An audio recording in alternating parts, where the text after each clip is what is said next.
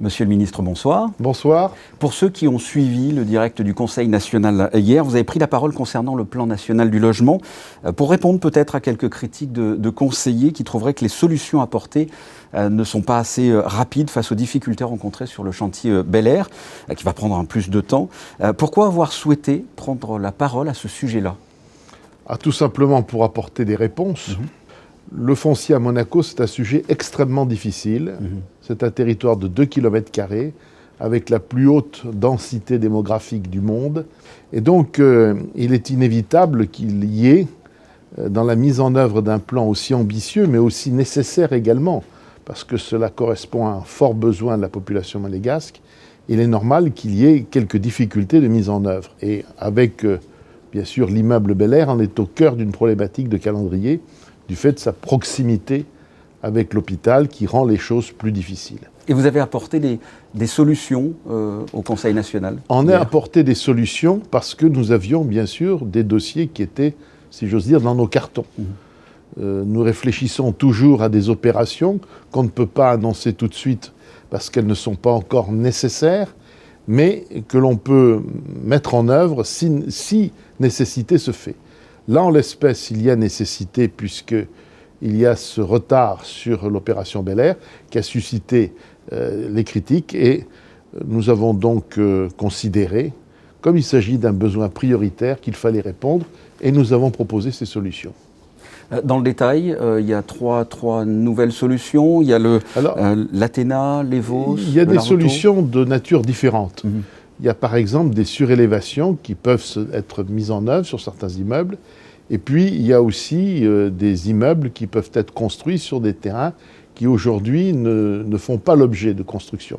Donc on a les deux solutions possibles et on arrive au total à un nombre de logements qui est supérieur à ce que l'opération Bel Air permettait d'avoir.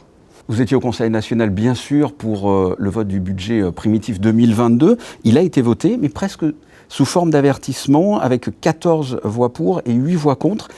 Quelles sont les grandes lignes de ce budget ? Comme nous l'avons indiqué, c'est d'abord un budget qui est ambitieux en matière d'investissement, et notamment le plan national du logement, mais également investissement pour le futur, pour l'attractivité, en matière de numérique, en matière environnementale, faire en sorte que la principauté conserve aussi ses forces d'attractivité. Je pense notamment aux enjeux liés à la sécurité, liés à la santé. Et nous avons aussi une maîtrise des dépenses de fonctionnement.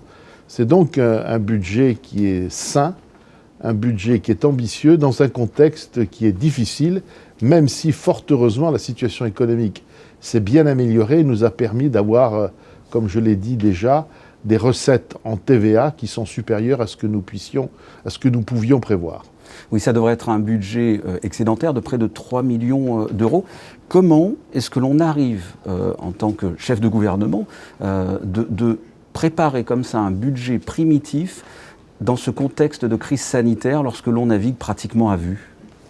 Alors, on navigue à vue, certes, mais on a quand même des prévisions qui peuvent s'avérer solides.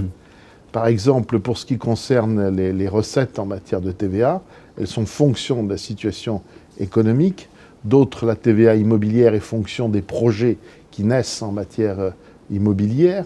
Mais nous ne sommes pas tout à fait dans l'inconnu, en ce sens que nous avons des bases pour faire nos prévisions.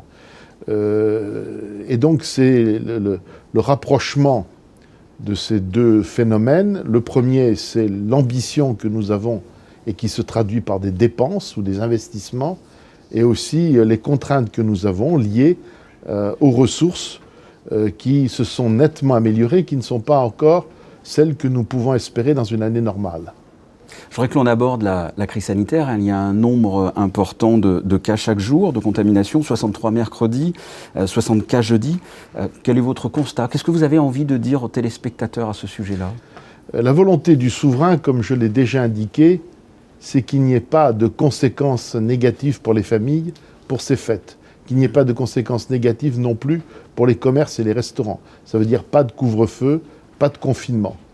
Mais il faut quand même être très prudent, respecter les mesures barrières, respecter aussi le port du masque, veiller à se laver les mains Et puis, bien entendu aussi, ce qu'il faut surveiller, c'est la vaccination. Et il faut continuer à inciter l'ensemble des résidents à se faire vacciner. Il faut bien être conscient d'une chose. Aujourd'hui, nous avons une forte augmentation, comme vous l'avez indiqué, avec les chiffres que vous avez donnés, une forte augmentation du nombre de personnes contaminées, du nombre de personnes positives. Pour autant, fort heureusement, et j'espère que ça doit durer, nous n'avons pas de tension à l'hôpital. Mais nous avons quand même une augmentation du nombre de personnes hospitalisées parmi les résidents. Donc nous devons être vigilants. Si nous n'avons pas de tension à l'hôpital, c'est parce qu'il y a quand même une part importante de la population qui est vaccinée. Le message à faire passer aux non-vaccinés, c'est que c'est grâce aux personnes qui sont vaccinées que la pandémie ne se développe pas plus, ou tout au moins qu'elle n'ait pas de conséquences plus graves, notamment en ce qui concerne l'hospitalisation. Et on parle beaucoup du variant Omicron. Il est en principauté, on le sait, on n'en a aucune idée? Non, pour l'instant, à notre connaissance, il n'y est pas. Il est possible qu'il y soit, mais parce que là-dessus, il ne faut pas non plus affirmer des certitudes que l'on ne peut pas démontrer. Soyons quand même lucides, on risque d'affronter ce virus au mois de janvier. Donc, soyons prêts à l'affronter, faisons preuve du civisme nécessaire dans le respect des mesures barrières et veillons à ce qu'il y ait une augmentation de la vaccination. Pour conclure, il ne devrait pas y avoir de restrictions plus strictes pour les fêtes de fin d'année? Non, ce n'est pas ce qui est souhaité par le souverain, encore une fois. En revanche, nous maintenons le cap, quitte à ce que certaines personnes n'en soient pas contentes. Mais dans une période de crise, quand on prend des décisions, on ne cherche pas à être populaire et on sait très bien qu'on ne peut pas faire des satisfaits partout. Monsieur le ministre, merci. Merci bien.